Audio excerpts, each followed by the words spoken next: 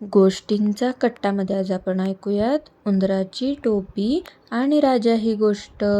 एक उंदीर असतो. तो घरातून इकडून तिकडे फिरत असतो.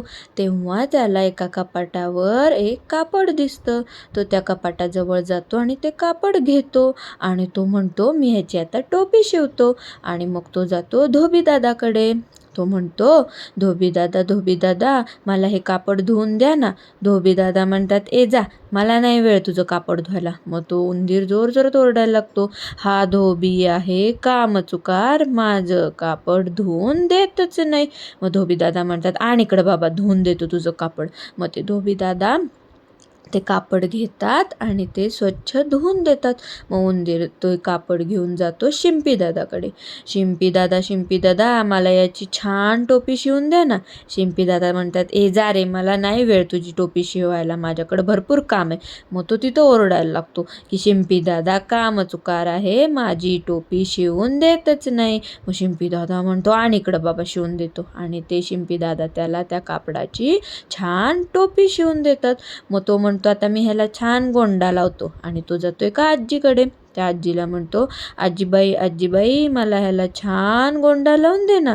मग ती आजीबाई म्हणते, जा, मला नाही वेळ. मग तो तिथे ओरडायला लागतो की ही आजी आहे कामचुकार, हिला गोंडा लावता येतच नाही. मग ती आजी म्हणते, आण इकडं तुझी टोपी, लावून देते गोंडा. मग आजी त्याच्या टोपीला छान असा गोंडा लावून देते. मग तो ती टोपी घेतो आणि राजवाड्याच्या बाहेर येऊन उभा राहतो आणि म्हणतो, आता राजालाच दाखवतो मी ही टोपी. आणि आत जातो आणि राजाच्या तिथे जाऊन गोंधळ करायला लागतो की माझी टोपी तुझ्यापेक्षा छान आहे, तुझ्याकडे अशी टोपीच नाही.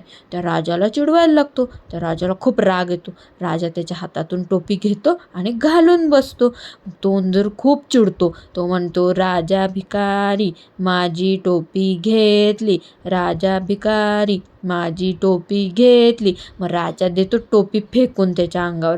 मग उंदीर ती टोपी घेतो आणि तिथून बाहेर येतो आणि म्हणतो, राजा मला भ्याला, माझी टोपी दिली मला. गोष्टीचं तात्पर्य आहे, शक्तीपेक्षा युक्ती श्रेष्ठ.